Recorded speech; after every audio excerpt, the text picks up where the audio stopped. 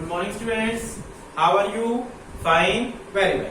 चलिए बेटा, last day हम लोगों ने डिस्कस किया था topic extension and contraction of supply, increase and decrease in supply.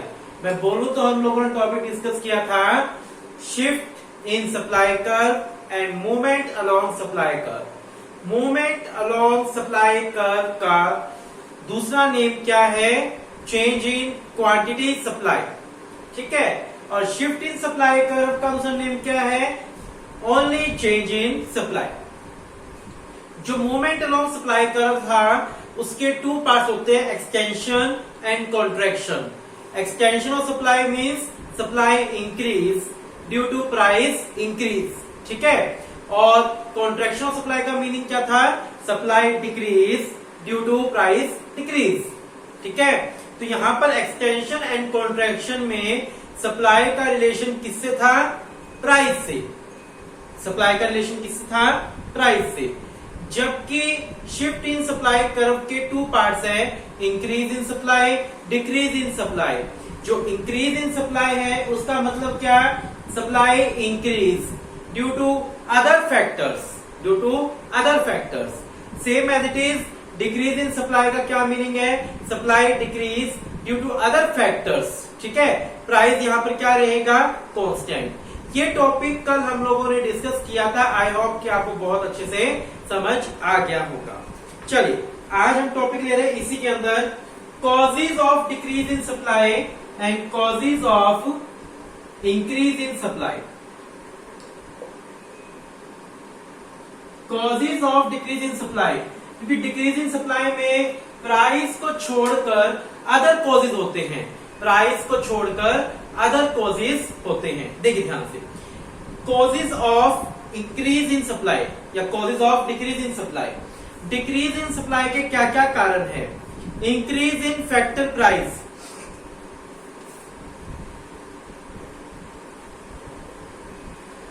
Increase in price of input. अगर इनपुट के प्राइस इंक्रीज हो जाए, जो रिसोर्सेज है अगर उनके प्राइस क्या हो जाए? इंक्रीज हो जाए, तो हम लोग क्या करेंगे? कम डिमांड करेंगे, ठीक है ना। इनपुट की डिमांड कम करेंगे क्योंकि इनपुट कॉस्टली है। प्रोडक्शन कम होगा, प्रोडक्शन कम होगा तो सप्लाई भी डिक्रीज हो जाएगी। अगर इनपुट हमें महंगे मिल रहे हैं, इनपुट का प्राइस अगर ज्यादा है, तो उसका रिजल्ट क्या होगा? हमारी सप्लाई डिक्रीज हो जाएगी, ठीक है। सेकंड पॉइंट क्या है यहां पर? Increase in price of, increase in price of other goods, increase in price of other goods. Other goods के प्राइस इंक्रीज हो गए, अदर गुड्स के प्राइस इंक्रीज हो गए। कल भी हमने डिस्कस किया था टॉपिक टी एंड कॉफी का एग्जांपल लेके चलना है यहां पर, टी एंड कॉफी। अगर कॉफी के प्राइस क्या हो गए? इंक्रीज। कॉफी के प्राइस क्या हो गए? इंक्रीज। तो कॉफी की सप्लाई भी क्या हो जाएगी? इंक्रीज हो जाएगी। और टी की सप्लाई डिक्रीज, ठीक है ना। इस बात को आपको ऐसे समझना है कि कॉफी के प्राइस इंक्रीज तो कॉफी की सप्लाई भी इंक्रीज, कॉफी के प्राइस इंक्रीज तो कॉफी की सप्लाई इंक्रीज, टी की सप्लाई क्या हो जाएगी? डिक्रीज हो जाएगी। अगर आपके अदर गुड्स के प्राइस इंक्रीज हो जाते हैं, अदर गुड्स के प्राइस क्या हो जाते हैं? इंक्रीज हो जाते हैं, तो आपकी सप्लाई क्या हो जाएगी? डिक्रीज हो जाएगी, ठीक है। क्लियर है बात बिल्कुल?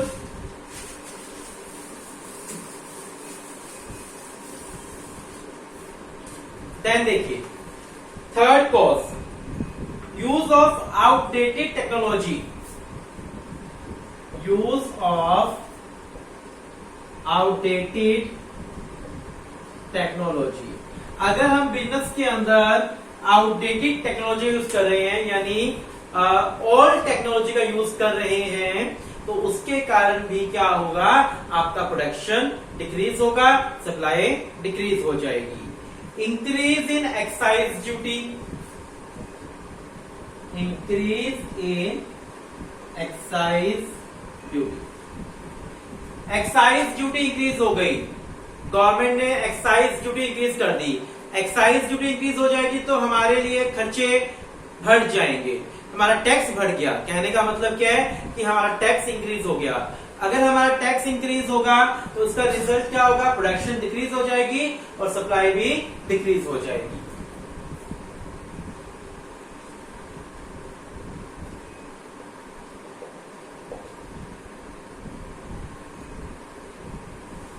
डिक्रीज इन सब्सिडी, गवर्नमेंट ने हमारी सब्सिडीज डिक्रीज कर दी। क्या डिक्रीज कर दी, सब्सिडी डिक्रीज कर दी। सब्सिडी डिक्रीज होगी तो हमें गुड्स महंगे पड़ेंगे, महंगे पड़ेगा मतलब महंगी हमारी प्रोडक्शन होगी, हमारी प्रोडक्शन की कॉस्ट ज्यादा होगी तो हमारी सप्लाई डिक्रीज हो जाएगी। तीनों पॉइंट क्लियर है। अगर हम आउटडेटेड टेक्नोलॉजी यूज करते हैं तो हमारा प्रोडक्शन डिक्रीज होगा। अगर गवर्नमेंट हमारे टैक्स बढ़ा देती है तो हमारा प्रोडक्शन डिक्रीज होगा, सप्लाई डिक्रीज। अगर गवर्नमेंट हमारी सब्सिडीज कम कर देती है, डिक्रीज कर देती है, तो हमारा प्रोडक्शन कम हो जाएगा और हमारी सप्लाई डिक्रीज हो जाएगी। ठीक है। Decrease in number of firms,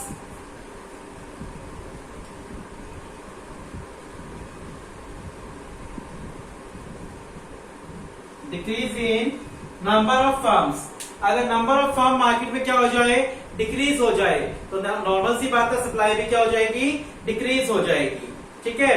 अगर हम एक्सपेक्ट करते हैं कि फ्यूचर में प्राइस राइज होने वाले हैं,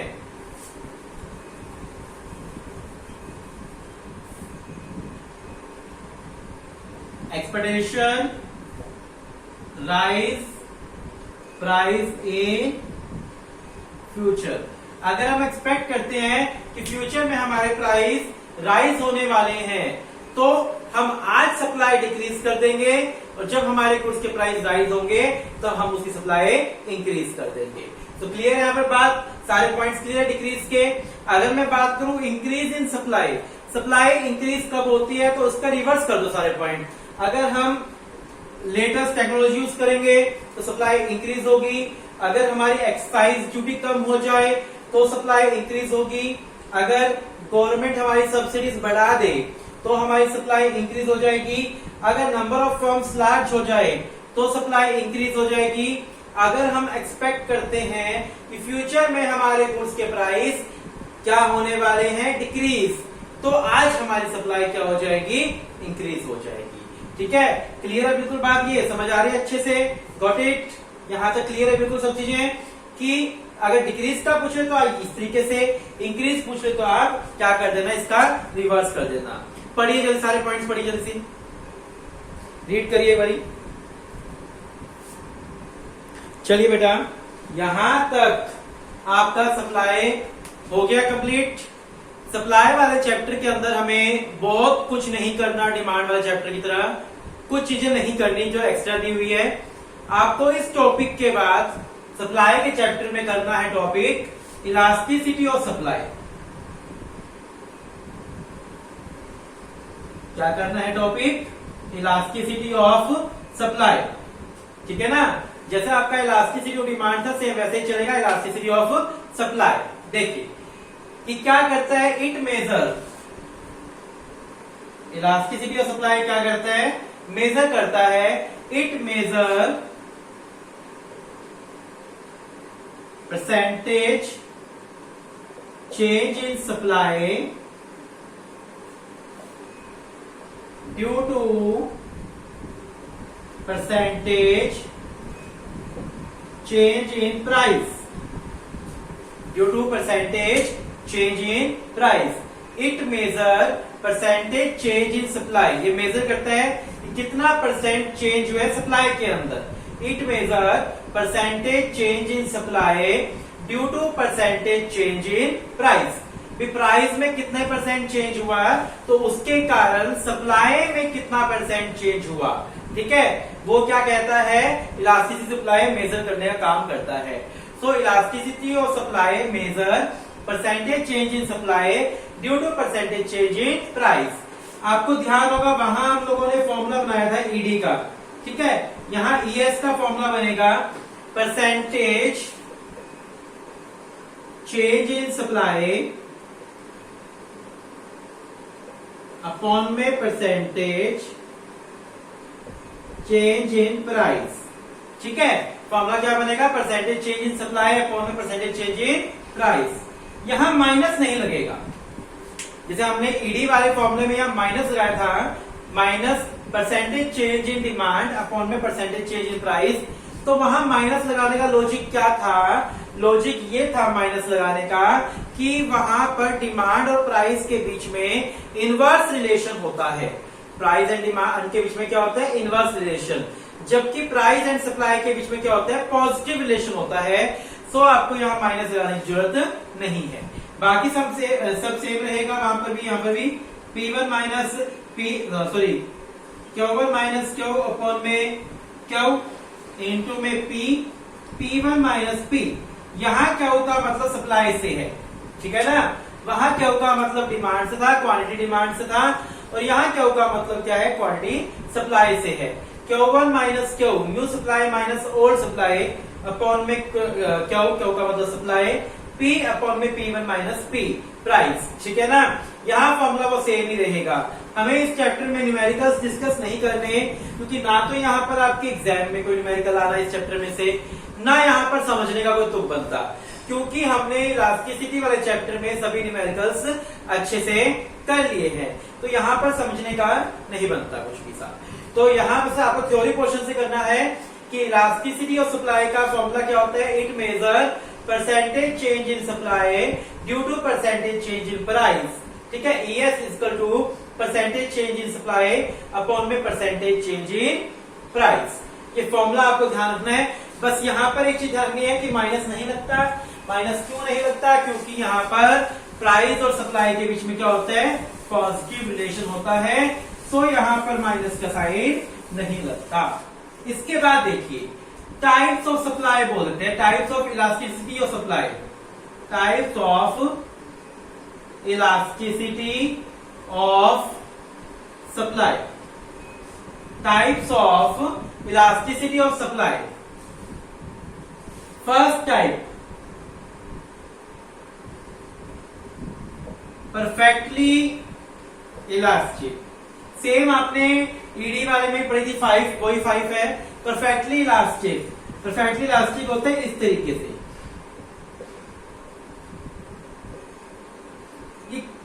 परफेक्टली इलास्टिक क्या शो कर रहे हैं? ये शो कर रहा है कि प्राइस हमारा कांस्टेंट है।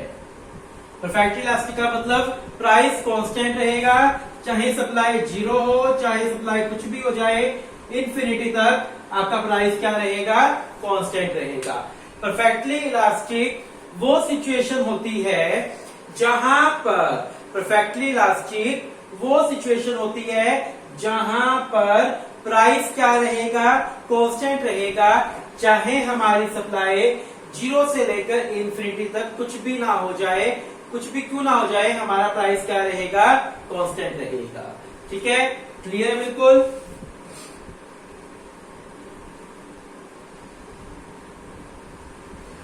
सेकंड टाइप है आपकी परफेक्टली इनइलास्टिक। परफेक्टली इनइलास्टिक का मतलब होता है सप्लाई आपकी सेम रहेगी चाहे प्राइस कुछ भी हो जाए। ठीक है ना? परफेक्टली इनइलास्टिक वो सिचुएशन होती है जहां पर आपकी सप्लाई कांस्टेंट रहेगी, चाहे प्राइस कुछ भी हो जाए, सप्लाई आप कांस्टेंट रखोगे।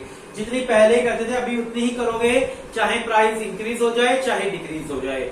दोनों पॉइंट क्लियर अच्छे से? परफेक्टली इलास्टिक का मतलब क्या है? परफेक्टली इलास्टिक वो सिचुएशन होती है जहां प्राइस क्या रहता है? कांस्टेंट रहता है। जहां पर प्राइस कांस्टेंट रहेगा, सप्लाई कुछ भी हो, इंक्रीज या डिक्रीज। परफेक्टली इनइलास्टिक वो सिचुएशन होती है जहां सप्लाई आपकी कांस्टेंट रहेगी, प्राइस चाहे कुछ भी हो जाए, आपकी सप्लाई क्या रहेगी? कांस्टेंट रहेगी। इन दोनों को अच्छे से देखिए एक बारी।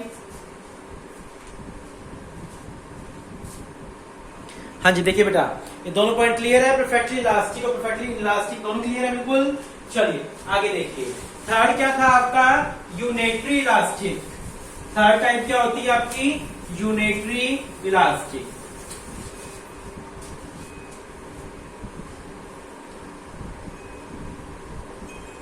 Unitary elastic. यूनिटरी इलास्टिक का मतलब ये होता है इक्वल चेंज। यूनिटरी इलास्टिक का मतलब होता है equal change both in supply and price. दोनों में इक्वल चेंज हो रहा है। जितने परसेंट प्राइस इंक्रीज हो रहा है उतने ही परसेंट सप्लाई भी इंक्रीज हो रही है। जब दोनों में इक्वल चेंज हो वो क्या कहलाएगा आपका, वो कहलाएगा यूनिटरी इलास्टिक। देखिए यहां पर ये आपका प्राइस, ये आपकी क्वांटिटी, इक्वल चेंज दिख रहा है यहां पर। जब दोनों में इक्वल चेंज होगा तो वो क्या कहलाएगा, यूनिटरी इलास्टिक। यानी ES equal to 1, equal change both in price and supply. ठीक है, गॉट इट, समझ गए अच्छे से इसको। Unitary elastic it means there is a equal change in both supply and price. ठीक है, जितना परसेंट प्राइस इंक्रीज हो उतना ही परसेंट सप्लाई इंक्रीज हो, जितने परसेंट प्राइस डिक्रीज हो उतने ही परसेंट सप्लाई डिक्रीज हो। तो वो आपका क्या क्या बन जाएगा, यूनिटरी इलास्टिक बन जाएगा। क्या बन जाएगा, यूनिटरी इलास्टिक। ठीक है, इसके बाद आता है fourth type, greater than unitary elastic. Greater than unitary elastic. Greater than unitary elastic का मतलब क्या होता है, प्राइस में स्मॉल चेंज एंड सप्लाई में लार्ज चेंज। समझना ध्यान से, जहां प्राइस में तो स्मॉल चेंज हो, प्राइस तो थोड़ा सा चेंज हो, और सप्लाई क्या है बहुत ज्यादा चेंज हो जाए, वो क्या कहलाएगा, greater than unitary elastic situation कहलाएगी। देखिए यहां पर ध्यान से,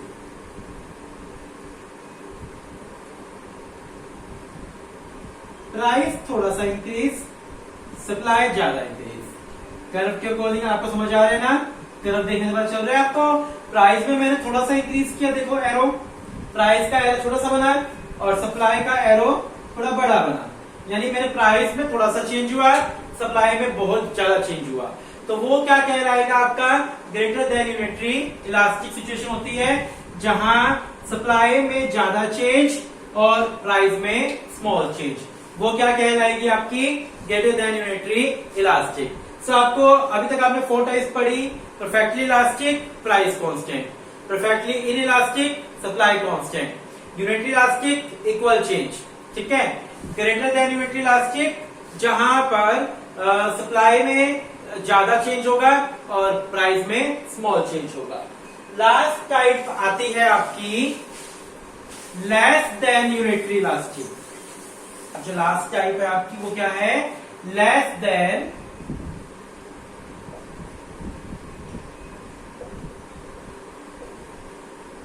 unitary elastic. Less than unitary elastic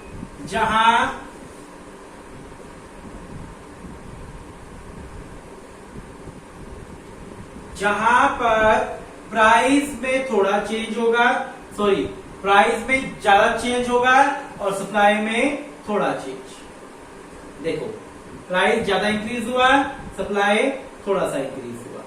जहां आपके प्राइस में ज्यादा चेंज हो और सप्लाई में स्मॉल चेंज हो, वो सिचुएशन क्या कहलाएगी आपकी, less than unitary elastic situation कहलाएगी। Less than unitary elastic is a situation where price change more than supply, price में चेंज ज्यादा और सप्लाई में चेंज कम, वो क्या बन जाएगा आपका, less than unitary elastic situation कहलाएगी।